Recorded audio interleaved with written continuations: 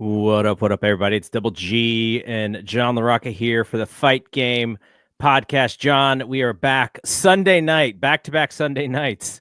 We kind of forgot about the holiday last time when we were talking about this. So at least we get to do it live for the YouTube audience, and we're also going to make this show free on the F4W Spotify and Apple Podcast channels as well. So if you are not a subscriber to either of those, you can check those out, sample this show for free.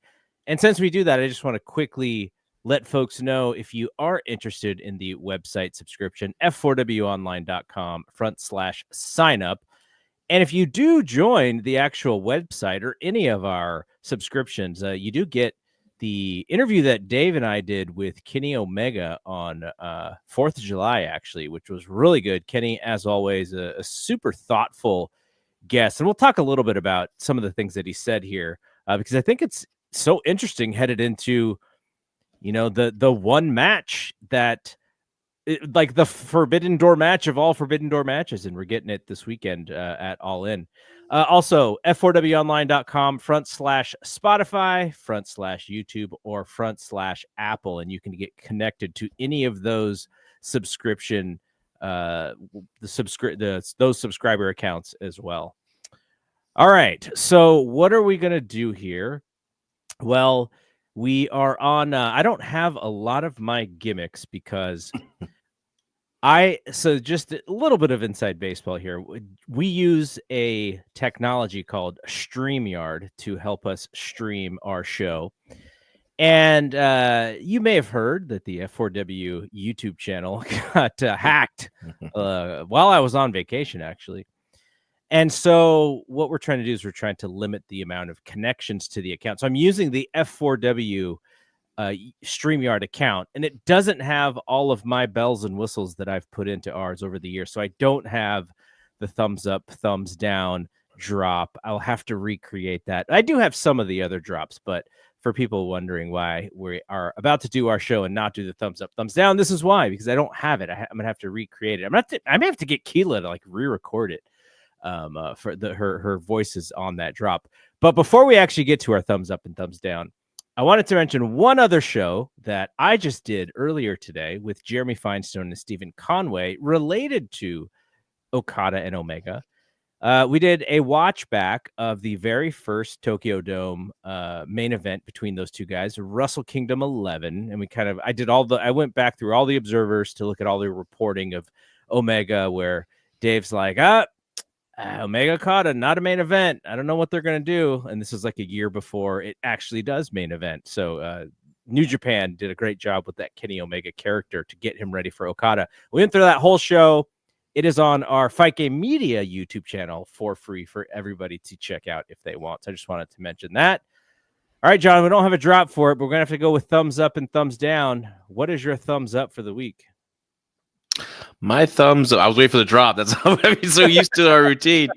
Welcome, everyone. And thanks also, I want to say quickly, thank you for everyone for being patient with our show. It was my fault. We were getting ready for 4th of July festivities and needed extra time on that Thursday evening to get the house ready and everything. So, but my thumbs up, kind of a funky one, but I want to shout out the WWE Vault on YouTube.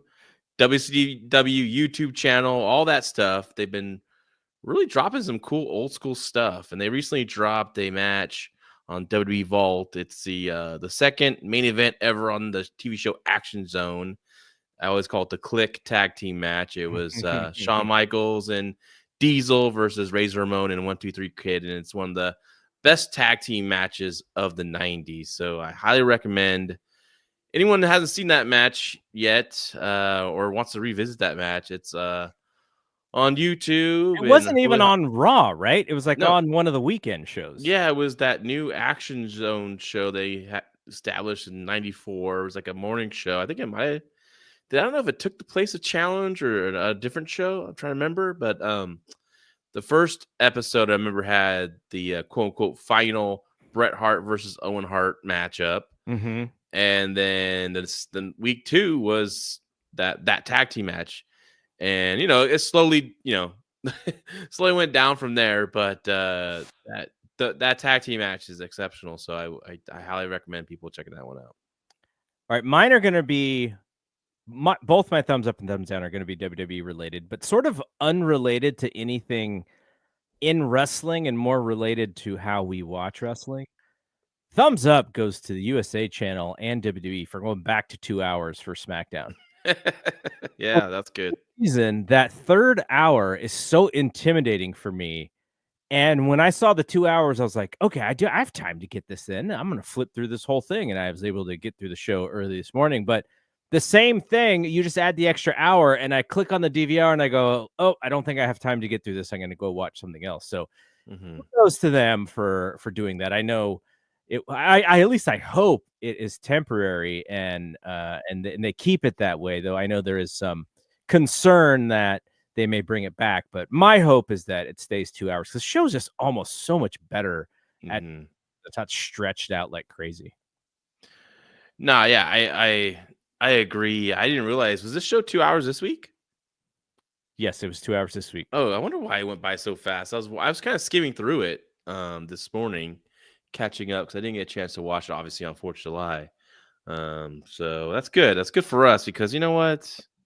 My thumbs down is this weekend coming up because I'm trying to figure out.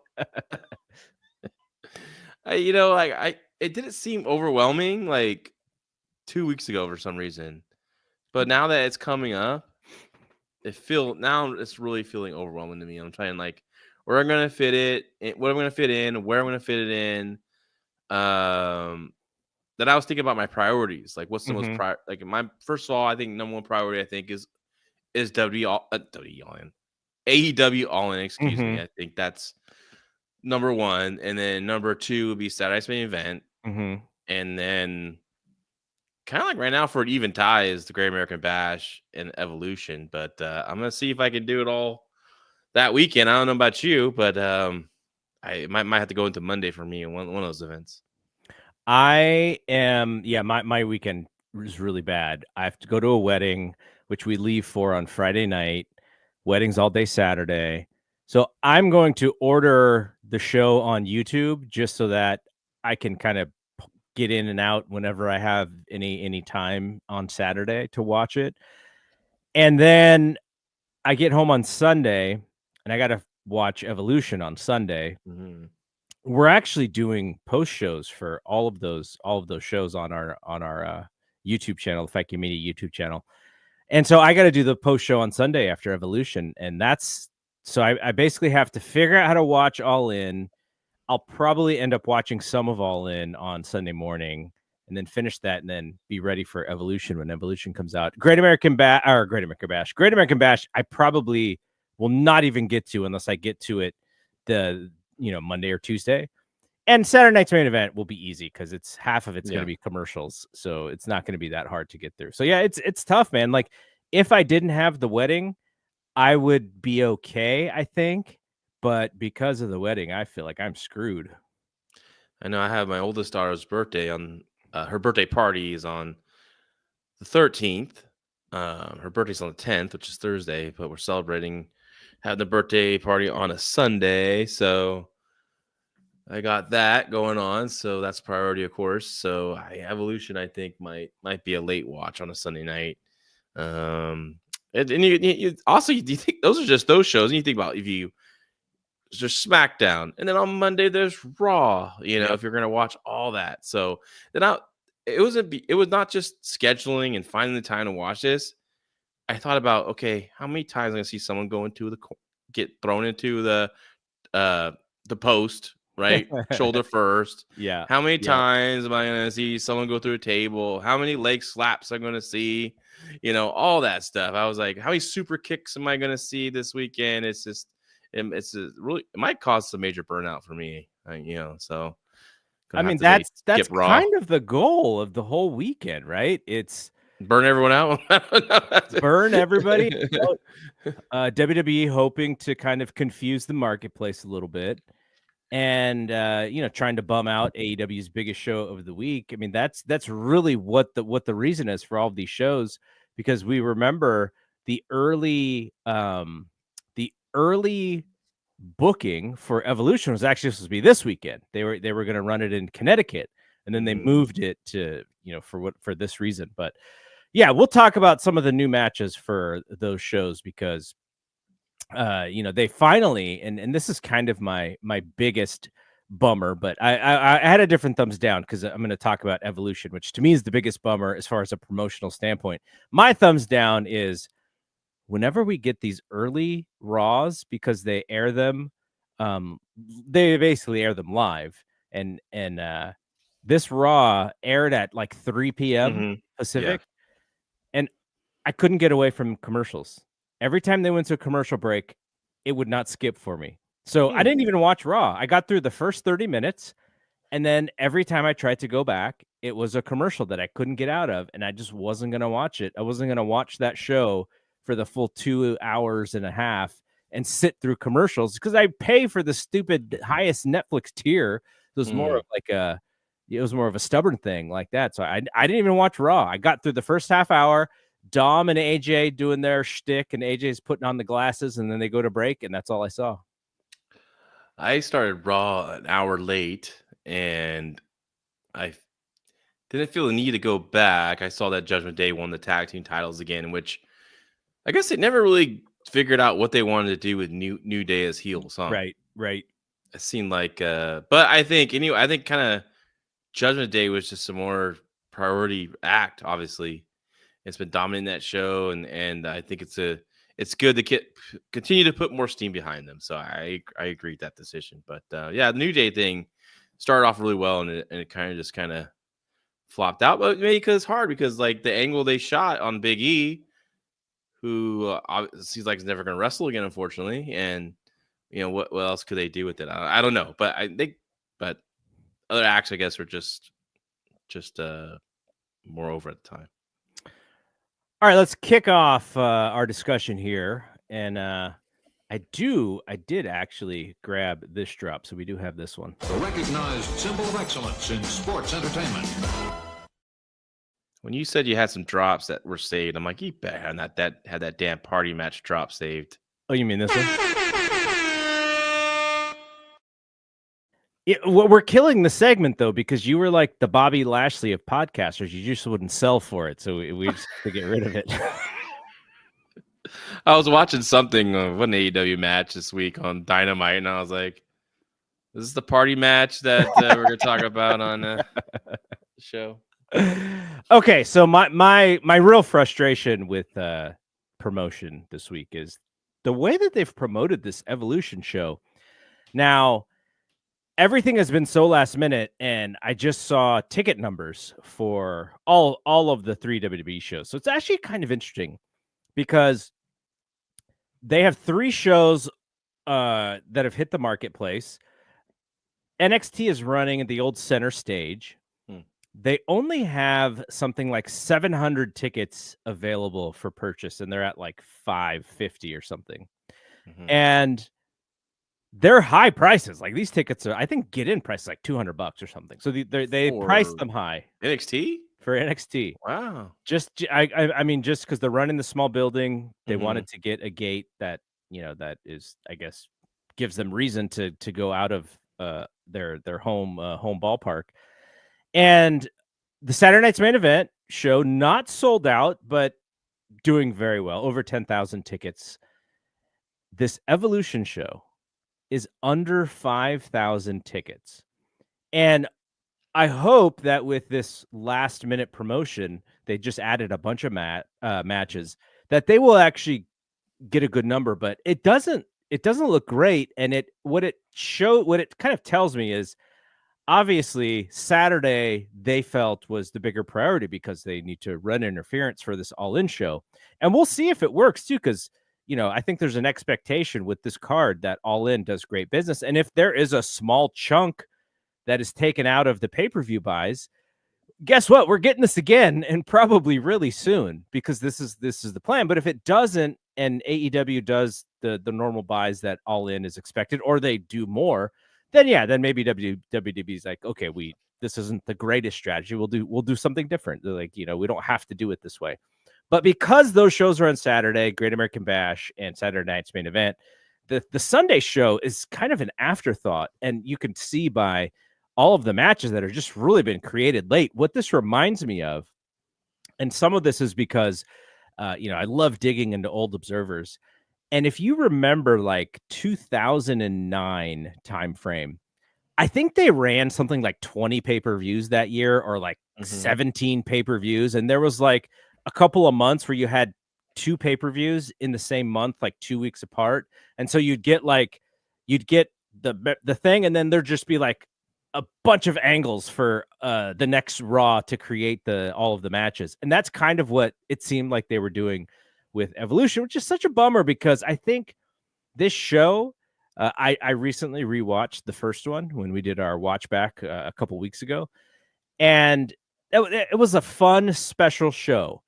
And so now we waited, it's been like, what was it, like 8 years or something? However long it's been, to do the second one finally. And now now we're getting it, and it does seem a little bit rushed. It doesn't seem necessarily important enough. However, Transferring Heat says people believe WrestleTix didn't include the combo sales. So if that is the case, the number will be significantly higher. I am hopeful that that is the case, because I want to see these women work in front of a nice house, because I don't want it to feel like, oh, this pay-per-view is so unimportant, we don't need to do it again. Like, I want them to do this, if it's not every year, to do it every other year, and you just keep making it special. But I just, I understand the gimmick. I understand they're running 3 shows in 2 days, so it's not like you can promote everything as important and as the A show. But man, it does seem like the Evolution one is getting a little bit of the short shrift there. And is an all women show even special anymore?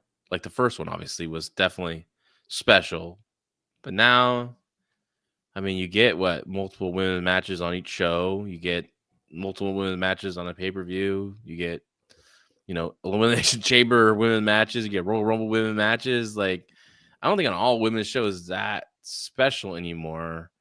So maybe that's it, possibly. Okay, but what it does, and this is why I like it, is because it just forces them to create stories and matches with significance for more people. Because if you do it like, you do it on a normal PLE, there's only 5 matches or 6 matches on a normal PLE. So if you get 2 women's matches on a PLE, like, that's like a lot of women's matches on a PLE. On this AEW show where they're going to have 100 matches, are there going to be 3 matches with women? Maybe 4? I haven't looked at what the pre-show looks like. So the only promotion that generally runs equal number of women's matches to men's matches is NXT. And that is one of the reasons why I support that show, because and I think it shows in the amount of female characters who are over on that brand and who could main event an NXT PLE show. And so I think it matters. Now, in WWE historically, it hasn't mattered a whole lot. And it none of the we'll go through the card here in a second, because they have made a bunch of matches. It also doesn't feel must see to me that much about what they, it's not like they created an opportunity to make this dream match. Like, there just wasn't anything that they really put, that they put a lot of attention into. Okay, so let's quickly go through some of the new stuff for Evolution. So they brought back good old Trish Stratus, who I saw that. Whenever she comes back, I never miss it. I always enjoy it. She looks amazing. She doesn't age, and she's going to be in the match against Tiffany Stratton. And then they even teased a little thing with Jade, because Jade also was out there with Tiffany Stratton. Jade was saying, if you're the champ come SummerSlam, I'll be ready for you. And then she kind of told Trish the same thing. And it was actually Tiffany Stratton who picked Trish. It was she could call her shot, and she picked Trish. And so that was the match, and they kind of played into the story of them at Elimination Chamber, where they had the tag team. Another match that was made is Io and Rhea Ripley, which I think we thought was the natural match, and that was that they actually made that last week. But that's a good one. I kind of am wondering what they do for a finish because I feel like Io is still hot and she kind of needs the belt, whereas Rhea doesn't need the belt. What do you think's going to happen there? I think Rhea's winning it there. Okay. Yeah. I don't know if you beat Rhea in this match. I love Io, but I think Rhea gets the belt back here. Yeah, I was trying to think of, is there anybody who could interrupt Rhea and it be an interesting feud for her, but I couldn't think of anybody. I'm not sure who's out there. I think you just let them main event it and you let them have a really good match and you end it with a big title change. That's how I would do it. We know that Becky is facing Bayley and Lyra. Yeah. We know JC Jane and Jordan Grace. The tag title match was created, and it's going to be a 4-way. The tag champions, Raquel and Roxanne. So they're letting Roxanne be one of the tag team champions as long as they can win this match. One of the teams, and I actually wanted to get your thoughts on this, on how just Charlotte Flair in general, is Charlotte Flair and Alexa Bliss as a tag team, which I actually like. And it takes 2 acts, which are a little long in the tooth, not necessarily the young hotness of some of these NXT acts or the people who kind of came in and took charge when Alexa was out. I think Alexa, with her personality, kind of forces Charlotte to sell a little bit. And I think that is going to be the way that you get fans back in Charlotte's corner, is to endear her a little bit, so that you can sort of see she's in on this joke. Like, she's so hated by this fan base, but she's in on the joke. And I think that will make her more likable to this fan base. I just want to see Charlotte enjoy herself and just not get booed for no reason. What did you mean by sell? You mean like Charlotte's going to sell for Alexis for the hot tag? Yeah, for Alexa's jokes, for Alexa's personality. Like Charlotte, like on SmackDown, they did the same kind of match that they always do with the partners that don't get along, and they tag and I fast forward that match. I kind of figured that result, so I kind of fast forward that one. But Alexa's like Charlotte is trying to big time Alexa, and Alexa's in the back just going like, "Come on, dude! Like, you know me. I don't care about this stuff." And Charlotte just has to go, "Okay, like, we're doing this thing." So I think that will be good for her personality. And also for Alexa, and like Paul Fontaine said, it keeps Alexa away from the Wyatt Six, because oh my gosh. Yeah, and it keeps Charlotte doing something in the meantime until later on, I guess. And then we also have a match that was made, no holds barred, Naomi versus Jade. Naomi attacked Jade in the back with the briefcase, and I saw that. what she said. I forgot what she said to her, but then they made the match. So this one, this is a match that they've already had before. They are protecting Jade because she's Jade, and also she's going to get the title shot at SummerSlam. So I don't imagine this is going to be much, but I am interested in the creative as far as what they want to do with this match, because both characters, like Naomi is not. I don't imagine Naomi's going to win at all, and she's obviously not going to win clean. But there's some energy in this Naomi character, so I like seeing it because you can tell that she's really into it. Yeah, I was watching SmackDown this morning. I was kind of fast forwarding through it, and I stopped at a right before a commercial break before it started back up again. And my son Hunter walks in and he goes, "Oh, what are you watching, Daddy?" "I'm on wrestling." And the first thing you see is here comes Trish Stratus walking down the locker room with her bust all out. And then it shows Jade, and I'm just like, what the heck? And then I just died laughing. I just couldn't. The visual was cracking me up after I said, "Well, I'm watching wrestling." Here we go. What could happen here is that early in the card, Jade could beat Naomi, and Naomi could cash in on Tiffany later on, and then the SummerSlam match is Jade versus Naomi, and Jade can win the title there at SummerSlam possibly. Yeah, they could. There's lots of there's lots of options with that Money in the Bank Mhm. briefcase. I like it better on with these women's programs than I necessarily do with Seth, because it just seems like Seth's thing is going to be he's just going to be the champ whenever they decide he's going to be the champ. But this is a little bit more like, okay, what are they going to do? How's it going to work? And so I do like the things that they are setting up for the women. Yeah. And then there's going to be a battle royal, and the winner gets a championship match at Clash in Paris. I'm hoping Julia gets a match. Yeah, Julia and Stephanie too.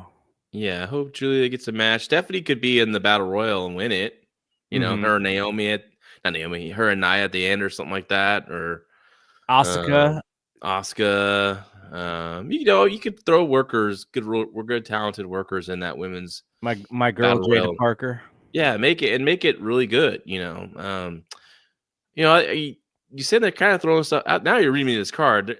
Some stuff has been built too. The Intercontinental title match between Becky Lynch, Lyra Valkyria, and Bayley's been built up. Jade and Naomi's been built up. Trish and obviously Tiffany's a special attraction match, right?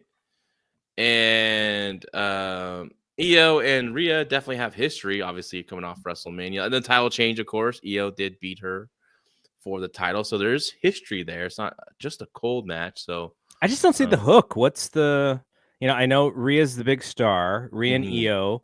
It's not like we haven't seen that match on Raw. I'm just wondering what's the big hook that, we got Bill Goldberg on Saturday night's main Mhm. event in his retirement match. Like, that's a big hook. Okada and Omega is a big hook. Maybe Is they John think Moxley Trish, going to they lose? think Trish's status is a big hook.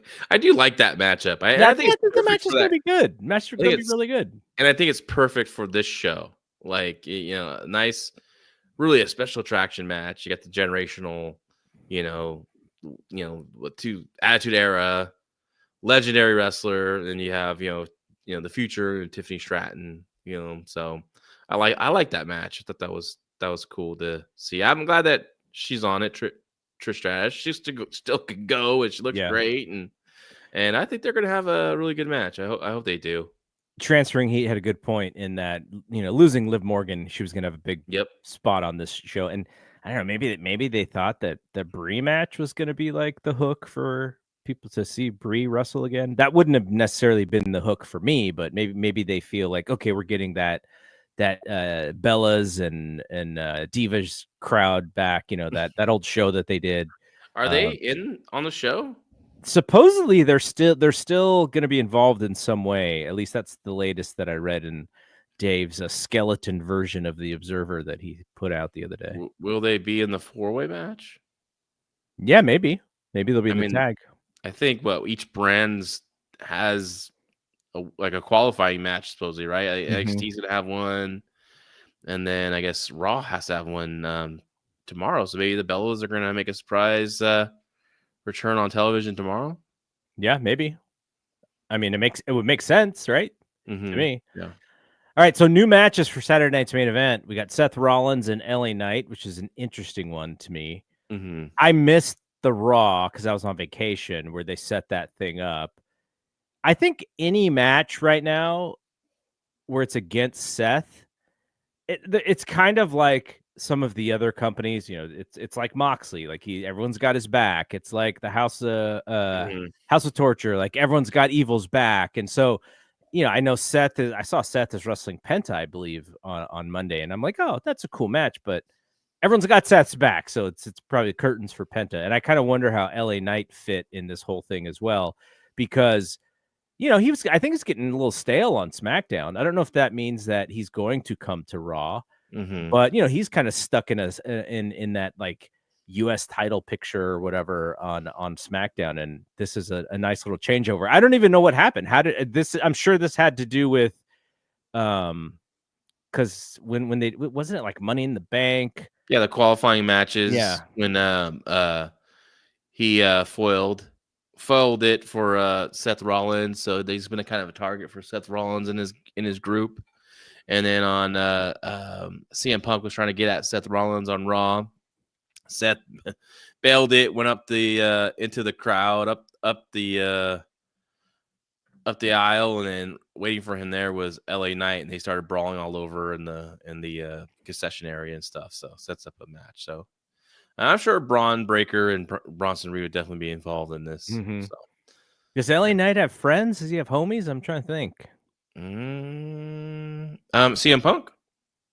They're not homies, but they had some words on Raw. They Punk confronted him, and LA says, hey, I got first dibs on this guy. I'll come Saturday's main event. So I'm sure Punk's definitely getting involved in that too as well. So. And then they just made Randy Orton and Drew McIntyre on SmackDown as well, which will be a pretty fun match. That should be good, but also, okay, you put Damian Priest over in that cage match to win the feud, quote unquote, and now you have Damian kind of feuding with Aleister Black. So, and Drew just goes right back into with the top guys, once he returns, and Damian Priest is sticking up for R-Truth. Yeah. I thought that was very interesting. I'm not complaining that I'm going to see Randy Orton versus Drew McIntyre because I think they're going to have a very good match. So, I like the opening segment of SmackDown with Cody Rhodes and Randy Orton and Drew McIntyre. I thought that was good, predictable but good.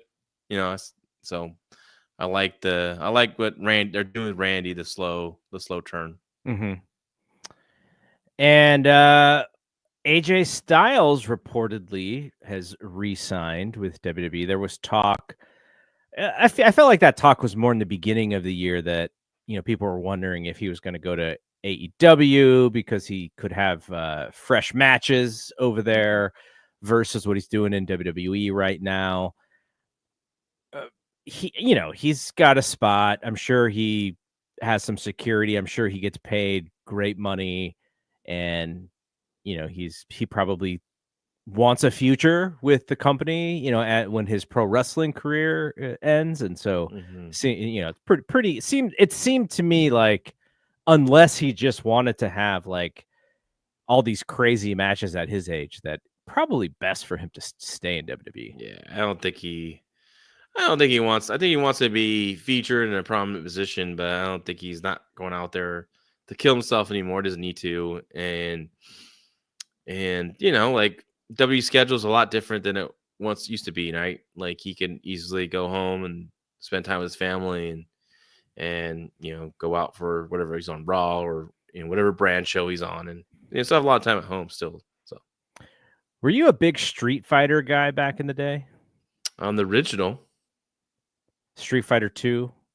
Yeah, the 1 and 2 where that was my favorite. When we vacation like Lake Tahoe, one of the casinos, like the dad drops you off the arcade. Oh yeah, you got to go to like roll quarters. You get dropped off at Circus, and then they go gamble. And I was running Street Fighter, like I was on a hot streak on Street Fighter, and then people put their quarters up. Like, nope, kept winning, just kept winning. I saw all these wrestling guys are getting booked for the Street Fighter movie. It looks like Cody is going to play Guile. Yeah. And then Roman is playing Akuma, I guess. That's like that was I think that might have been Street Fighter 3 or like special edition. But this is really cool that these guys are getting opportunities. Mm-hmm. And what it makes me wonder is I wonder why, because we're not that, it hasn't been that many years, but you remember the Queen of the Ring movie where a lot of the women were supposed to be in it, like Charlotte was supposed to be in it. Maybe Alexa or Liv or one of them were going to be in it, but then they got pulled for some reason. I never heard why. I don't know if maybe they didn't like that they were going to be there with some of the AEW talent that was going to be in it. But Naomi did actually get to be in it, so she got to stick around in her role. But now, these guys are getting opportunities to do stuff, and I wonder how long it's going to take both of those guys away. Now, Roman's not even actively on the TV show right now, but Cody's there every day, So depending on how long this kind of shoot takes, I wonder what the timing is, and if it takes him away from TV or he has something in his schedule where he's like, yeah, I'm just going to be able to come to WWE TVs and that's it. I was watching, I was on Peacock just things pop up for you like recommended, and I was like, Hunter the series. Remember Hunter? Mm-hmm. So I'm like, I want to time travel, watch something from the 80s. So I'm watching the episode, and I'm looking at Fred Dryer, who plays Hunter, Yeah. Rick Hunter, right? I'm looking at him like, God, he looks so familiar, like to someone now. And I'm like, dude, he's Cody Rhodes. Cody Rhodes. That's Cody Rhodes' face. I think if they're gonna remake Hunter the series, they got to book Cody Rhodes for that. Well, Cody's going to be in the Naked Gun reboot that comes out in about a month. I saw that clip on the trailer. Yeah. So that'll be good for him. This is the thing is like he was even before he got into wrestling, like he wanted to go to Hollywood. It just didn't work out for him. So opportunity now, now he's 40 or close to. I think he just turned 40 actually, if I think about it. Yeah, he's looking beyond wrestling too, and getting some connections to Hollywood. And I think I'll have a decent career. He's a charming guy. He did well in Arrow. One of the episodes I saw him as like a kind of, I think it's like a drug dealer or something like that on Arrow. So he did good on those. So yeah, Cody's a good guy. So I'm happy for him. All right, Raw for tomorrow, or so if for some folks who listen to the audio, they'll listen to this on Monday. Sami Zayn versus Braun Breaker, Bronson Reed versus Jey Uso, Roxanne Perez versus Kairi Sane, Seth Rollins versus Penta, and Becky Lynch will be on the show. So good matches. Yeah. We'll see what they lead into, if anything leads into the big weekend. All right, so I think I also have this AEW drop here, so let's talk about some AEW. Today's been one of the greatest days in the history of AEW. Okay. The main question of this show, in the headline, in the title of this show, Hangman's winning, right? I would hope that so. Yeah, end this horrible booking. The belt's been held hostage, but damn, we've been held hostage of this horrible Death Riders angle. You know what I hope though? What happens though? I hope Hangman wins the title, holds up the briefcase, opens it up, and the belt just comes out and just shattered. Oh yeah, that'd be cool. I think. I thought you were gonna say Hangman wins the title and Seth Rollins comes and cashes it in on him. No, I'm just saying, like, you gotta have a payoff of that damn briefcase, something, because if he opens it up, we know that Tony loves creating brand new belts. I know Tony has more belts than he has socks. I think he just he loves making them. So that would be something that would definitely play into the story. And you could do rematches from that and stuff. And got a face for the new belt, and yeah, I like that idea. Yeah. And the reason why I say this is because it almost seems like it's a foregone conclusion to everybody that Hangman is winning this match. It seems like just feels in my gut the right time to do it. Like now, and then again, like every pay-per-view, I'm hoping that Moxley would lose the belt, but this time it does feel like they do like some kind of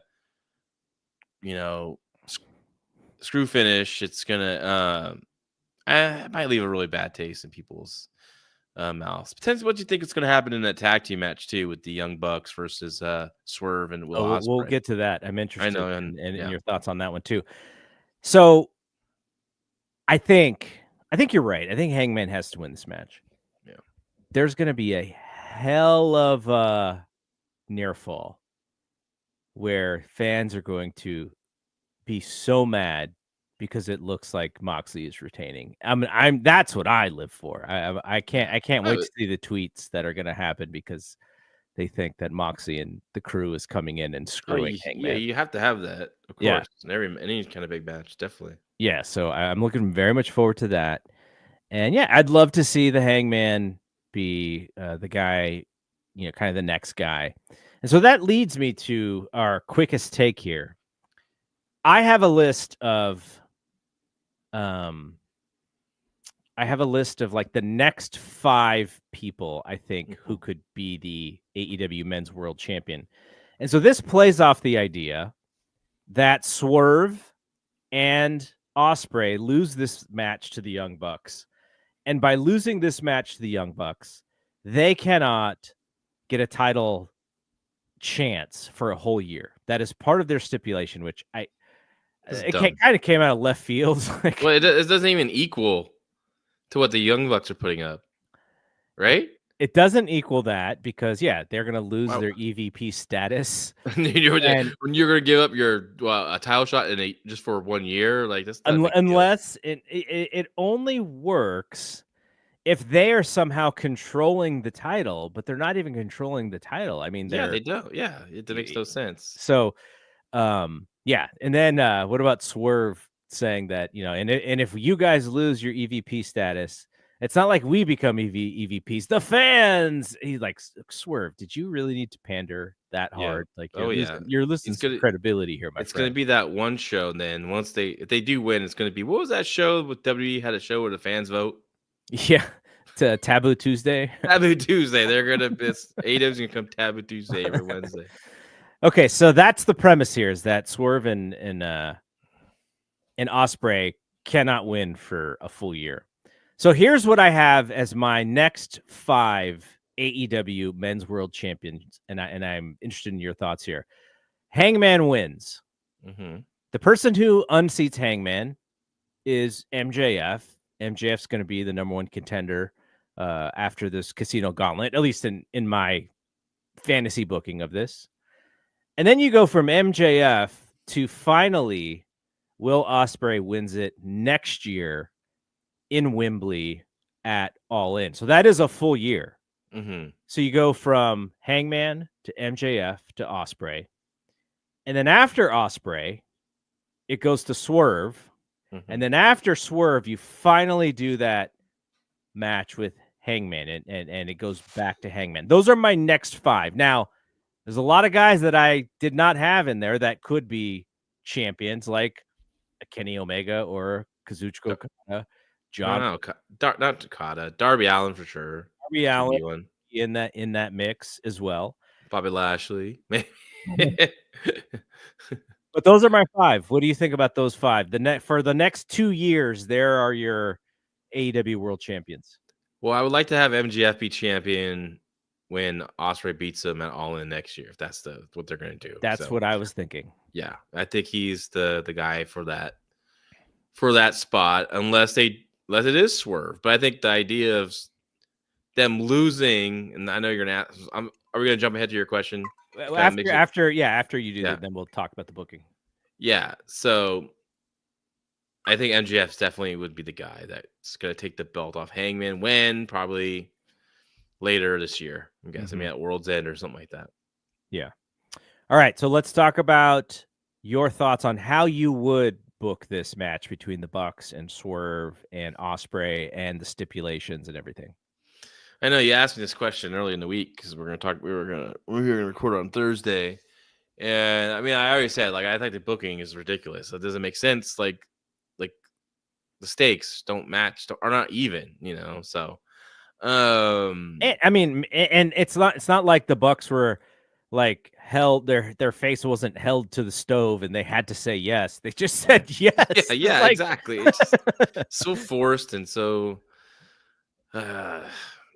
anyways, the thing is, it's if the Bucks win and the Swerve and Ospreay can't challenge for the title, then when it comes to opportunities to earn a shot at the title, are they disqualified from that? Like, is the Owen Cup, are they, is Swerve and Ospreay disqualified from that? Are they disqualified from the Continental Classic?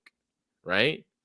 Let's the Continental Classic, does that get a title shot or just the Continental title? Or the hell that title? Whatever the United title is going to become. So they could probably be in that, but the Owen Cup, so it's like, if the stip is like, if you win the Owen, you get a shot All In, and so that's the only reason they're allowed to be in it. So, yeah, so if you want to keep MJF away from those guys for a year while he holds the title, and that makes sense to have the Bucks win. But what's the end game with that? Like, they haven't really abused their power every show. It just kind of here and there. Do they lose it at a War Games eventually? The only for thing that they babyface? did was put the limo on Tony Khan's credit card. Yeah. A lot of this stuff has just been poorly booked, so it doesn't feel like it feels like a big match for AEW fans to see moves. I don't think the stakes are as high for people. I think, keeping Swerve and Ospreay for the title for a year is not a big deal. Unlike Cody never ever getting a title shot if he lost to MJF, right? Yeah. So yeah. that higher stakes. This is weak stuff. Weak sauce, as we used to say back in the day. Here's what I hope to see.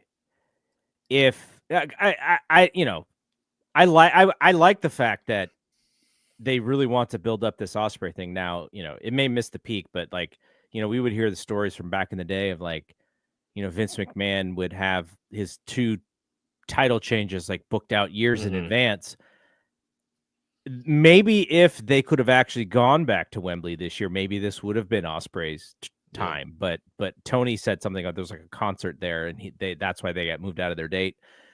And so you save it till next year, and maybe and then you finally crown Will. And I think whenever he does win it, if it's in front of that crowd, it's going to be amazing no matter what. The only thing you risk is him getting hurt and it's screwing up that plan. But here's what I hope that we get out of this, because we've talked about this since the beginning of AEW, which was the idea that your World Tag Team Champions could actually be the main event of a show. Here's what I want. This is not going to happen. This is just my own dream. We used to have something called the Crockett Cup. What about the Shahid Khan Cup? And in the final 4, Shahid Khan, that doesn't roll off the tongue. The Shad Khan Cup. There you go. I like that. Shad Khan. You have the Shad Khan Cup, the final 4 of the Shad Khan Cup. On one side, you have the Young Bucks and FTR. On the other side, you have Kenny Omega and Kota Ibushi and Swerve and Ospreay.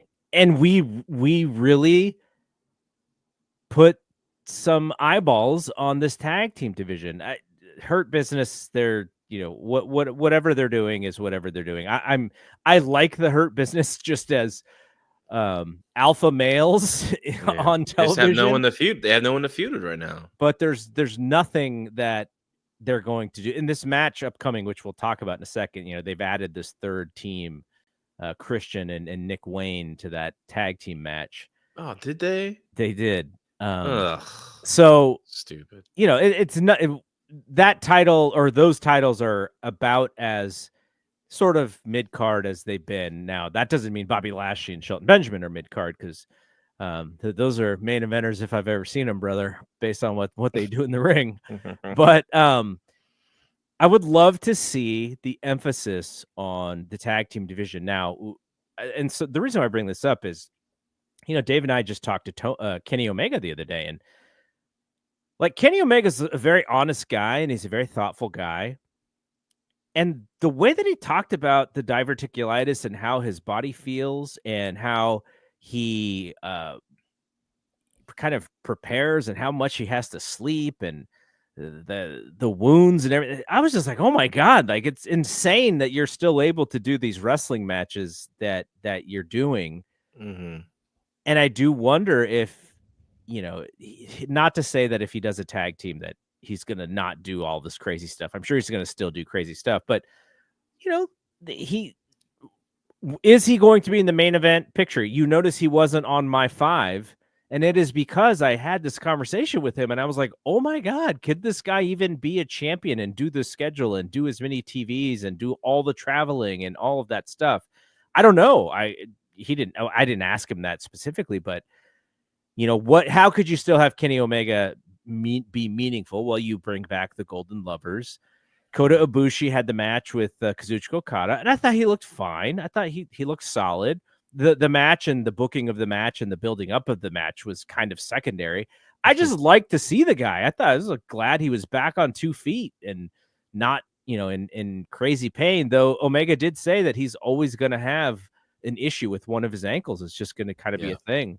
So how do you make those guys important and not if they're not going to be a part of the main event title picture, you could build the tag team division. And we've thought about this for a long time. It's, when Omega and Hangman and the Bucks had their thing, it felt like that was probably the closest to where the tag belts were, as close to the main event as possible.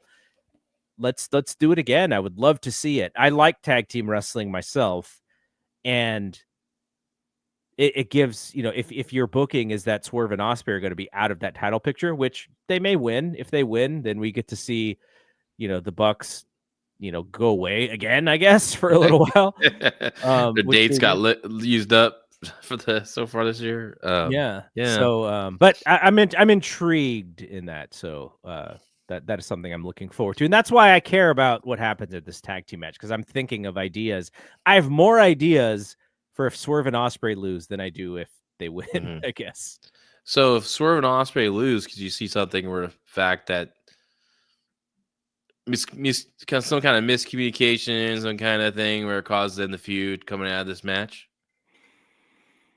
They kind of went into it that way, right? Like, yeah, they teased that. Yeah, they teased it. Swerve, that one promo where Ospreay was kind of all over the place, and I felt like he turned Swerve heel and babyface like 3 different times in the same promo. So look, there's lots of things that are intriguing coming out of that. So that's why I'm interested, not because of the stipulations, but because I think there's interesting booking ideas coming out of it. What if Ospreay can't hit the Tiger Driver 98, or Helen calls it? He's conflicted. I just can't hurt these guys. They have families. Then he should go heel like Randy Orton, being conflicted. Yeah. All right. Some of the news and notes here for AEW. What'd you think about the Isla Dawn to AEW rumors that were out there? Did she sign yet, or they said she was backstage and that it was expected that she was going to be a part of AEW? Yeah, I thought she improved on the main roster, and for when her tag team with Alba Fire, Alba was the superior worker of the two, but that's good. Fresh blood, I guess. But I feel like she'll be another Deonna Purrazzo, another Taya, another name the list of all the women. They're just gonna be there. What do you expect any surprises on the women's side? Because remember, not too long ago, WWE did let go of Shayna Baszler, Dakota Kai. I would love to see both of them show up in that Casino Gauntlet match. Yeah, I have a feeling they'll have some surprises, and Shayna would be a good one. I would love to see her there. Dakota too. So yeah, I hope so. Like to see those ladies get some some new contract and money. They deserve it. Yep. And the Britt Baker story continues. I feel like poor Britt. I say poor Britt.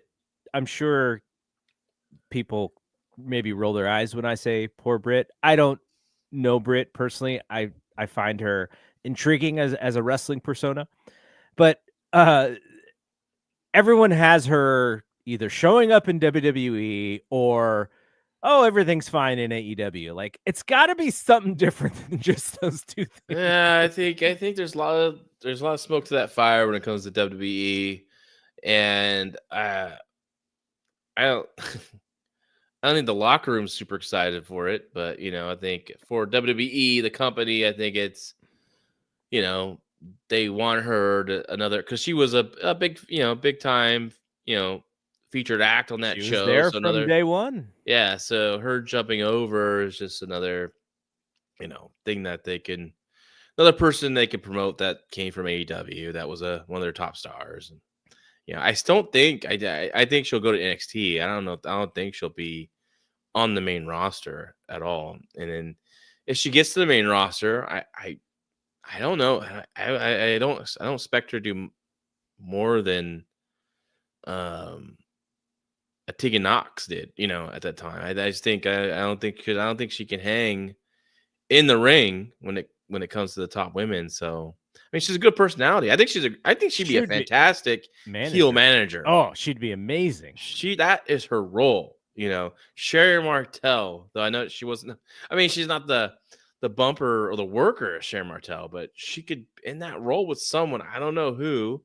You could try to find a good match for her, but that's what I would do with her. I'd make her a heel manager. Yeah. No, I think she'd be tremendous in that role. I would also really wonder what the reception would be with the WWE fans, because they see the AEW person and they automatically cheer, but then she also gets heat very easily. So I wonder what that reception would be like. There'd be a big pop for her on WTV, and then they'll probably play along with the booing. Now it's not like it's not like it's just now it's everyone just like playing along. I feel like the fans, and it was totally. Speaking of the great tag team match, you want to talk about tag team matches? Another great tag team match on that they just loaded on the WCW YouTube page that WWE puts out. The Creator McBash 88 from Greensboro, and there's a Sheepherders Rock and Roll Express match. The Sheepherders, wow, really freaking good, just great stuff. By the way, I talked to Jeff Hawkins today, and I said I need to get you and LaRocca on the same show. Let's do a watch back of something from like the WCW NWA time frame. He suggested Halloween Havoc 93, and I said I'd run it by you.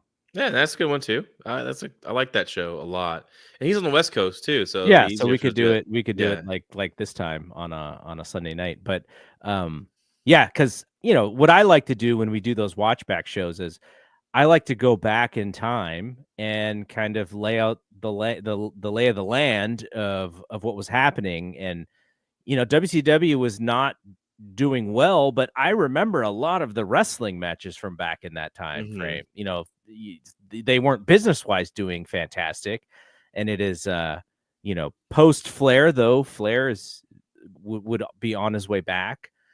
So that would be a fun one to do. So maybe we will do that. We'll save that for like October time frame, and we'll run it on the Fight Game Media YouTube show. Okay. Yeah, that'd be fun. That'd be cool. I'd do that show for sure. All right, so the new matches for All In that were announced: Adam Cole and Kyle Fletcher for the TNT title. Makes sense. They've been kind of building to that. Let's hope Kyle doesn't try to cause brain damage. Oh my God, Adam Cole. They should definitely tease that spot again for sure. Yeah, I'm sure they will. But title change here for sure. It needs to happen. Yes, it does. And then I already mentioned the other match where they added why Christian Cage and Nick Wayne.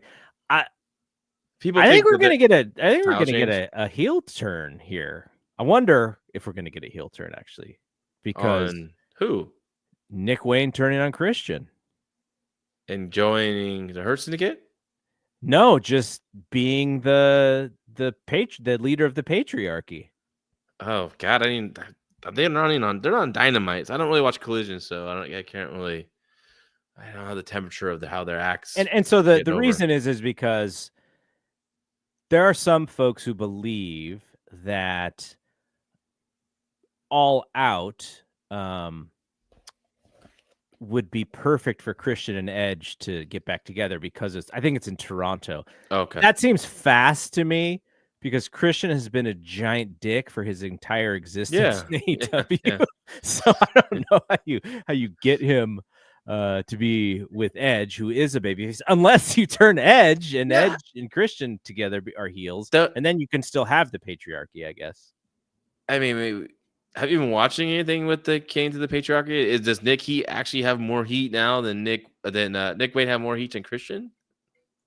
They've just been teasing a little bit more headbutting with them, and then lots more stuff with Christian talking about him and Nick's mom are doing the thing. Must be so pissed off. He must not be happy. MVP. Why? MVP. Because he got to deal with this shit now. You got to throw these two guys in this match, They already wrestling the dork, so now they got to, unless they are trying to get the belts off the Hurt Syndicate, then they just don't have to lose. Yeah. Yeah, maybe they'll do that. Yeah, that kind of sucks. They need the Hurt Syndicate. It's definitely one of the most popular acts on the show. It does really well in the ratings every time their segments, come up. They need something. They need FTR's heels, messing around with luchadors. Young Bucks are doing their thing on Osprey. The FTR and the Young Bucks are playing it smart. They don't want to get involved in this stuff. What was up with that? Did you watch Dynamite? Uh-huh. What a build! They're just like killing these guys over and over again. The jet speed and then jet speedboat, and it's just like and it's like I get this what they're trying to do, but it just doesn't work with these two guys. I feel bad. Kevin Knight deserves better, man. And I like shout out to Paul Fontaine. I like he has one good booking idea a year, and and what up, Paul? And I like his idea of Kevin Knight turning on Speedboat and going with the Hurt Syndicate. That's I want that to happen. Yeah. I like that too. All right, so Dynamite on Wednesday, the go home Dynamite for AEW All In, and actually it's Dynamite on Wednesday and Collision on Thursday. Oh my God. Because you don't want to because they're running All In so early on Saturday morning, you can't have Collision. Though I feel like back in the day, when we were younger, and I feel like there were many a WCW pay-per-view where the pay-per-view would be happening and I would still be watching like some WCW syndicated show where they're promoting the more like pro WCW well, no. Pro or Power like, Hour on at the same time, but because they didn't they would run it on the East Coast, so it would actually lead into the pay-per-view. But I had the West Coast version, so it was as the pay-per-view is going on, I'm seeing like the pre-show WCW Saturday night or whatever, or Sunday show. I remember liking the idea when the main event on Sunday would be live leading into the pay-per-view. So you got all these like 1 minute matches. Yeah, you're right. There was the main event was going on at the same time as like Wrestle War 90 or something like that, right? Yeah. So I wanted to talk about T-Pro's comment here. He's not T-Pro is not upset by the jet speed thing. He thinks it shows fighting spirit. My only problem with that is it's just a made up story in the last 2 weeks. Like, it's not like that is their character. Like, they have not been like these long time fighting baby faces who are like, I can't stand anymore, and I'm just going to fight back. Like, if that was a story that they wanted to tell and there's seeds of it for the last few months, then yeah, great. But also at the same time, it's kind of the wrong team to do that against. David getting their ass handed to them by the Hurt Syndicate, like and every episode. If you're looking for the slip on a banana peel title change, maybe, but I don't want to see that. I don't think that's gonna. I don't think it's coming. I think what happened is, I guess Christian and Nick Wayne might be able to win the belts from beating one of those two guys and not the Hurt Syndicate. And I wouldn't take the belts off those guys right now. I would. Well, we'll see. We'll see what happens All In. That's a bummer, man, with the 3-way. So Jon Moxley, Claudio Castagnoli, and the Young Bucks versus Hangman Page, Will Ospreay, Shibata, and Powerhouse Hobbs is the big match for Dynamite. They're putting all the main eventers together in a match. For the number 2 spot in the women's gauntlet, Tekla versus Ty Mello versus Queen Aminata and versus Megan Bain. I feel like Tekla probably still has nightmares about that match she had with Queen Aminata. I'm surprised that they're actually in the same match again. You would think Bane's winning this, but you can have Tekla winning it without pitting Bane. So, but here's the thing: there's people that it'd be interesting if the people that don't win these matches cannot enter. Right. These matches, but they're going to be more than likely will be in it. Yeah, so that doesn't make much sense. But anyways, also Samoa Joe versus Wheeler Yuta, Mercedes Moné and Toni Storm face to face. I feel like they've been face to face every week, watching each other's matches and such. But maybe they'll do some promo stuff here. What a horrible match she had, Mercedes. I think she had the worst match in AEW with Mina Shirakawa. It's funny. I also didn't like that match. It's horrible. A couple of other people in Discord didn't really like that match. And then there are other people who really loved that match. I think some of them loving the match is because the crowd really got into it by the end of the match. Mm-hmm. But I thought poor Mina was like a half a second behind Mercedes pretty much for the whole match. Yeah, she was way off on everything. Then she freaking shoot kicks her in the face. Yeah. That was crazy. I'm like, oh, dude, almost lost that match. All in. Yeah. That was nuts, man. So, yeah. Mina, I think she's now more gimmicked, and she was really good early on. And then I think now she's even more gimmick and, shaking the tits and all that stuff. So it's Shake kinda what your thing. mama gave you. Yeah, yeah. And then MJF and Mark Briscoe have their talkie talk as well. Mark Briscoe's the best. Yeah, he's just great. the best. So it's gonna come down to those two, I guess, in this match. I would think that'd be fun. That'd be a nice nice way to book the match. There are thoughts about Eddie Kingston possibly coming back. We always hear this every show. I think every AEW pay-per-view, Jeremy has Jack Perry could be the one to kind of come back, and it just hasn't happened yet. Oh my God, Jack Perry! I forgot about him. So is he on Medicaid? So let's tease for our Thursday show because we will be back on Thursday, our normal time, previewing All In all the way through. And we'll put this as a tease. I'm very interested in how you would have Hangman beat Moxley and defend against all of the interference that we know is going to happen. Okay. Listen to this. He wanted a Texas death match, right? Yeah, he got the Texas death match. Because he wants an even playing field. Well, wouldn't it be the cage match be better? I don't know what would be better because I feel like no match you can do on any of the promotions can stop interference. Yeah. Not even Hell in the Cell. Not even War Games. Yeah. So I guess it's going to be like their Cody Rhodes, Roman Reigns, right? And so this is what a lot of people think. Yeah. The kind of the Avengers, Ops, going to get involved. But did you see the booking happen this week? Where like Claudio and Wheeler beat the hell out of Hangman, and then they left with the Ops. Then like Hangman's like, that's all you got. Come back. And here came Claudio, and then the Ops came out. Yeah. Like, when did they come out and help him when he was originally getting his butt kicked? So Hangman does that first, right? So then it kind of neutralizes it when Kevin Knight and Speedboat do it in the middle of the show. I don't know what's going on with this company sometimes. It's so wacky. Yeah. Who's the 6-man tag times, by the way? I was thinking about that today. The trios? Yeah, who are those guys? I thought it was the Ops. Wasn't it the Ops?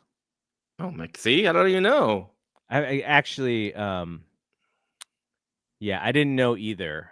And in the Discord, someone mentioned it okay. They were like, "Oh, I think these people are the trios champs," and you went our guy Preet in the Discord. He mentioned it. I was like, "Oh yeah, you're right."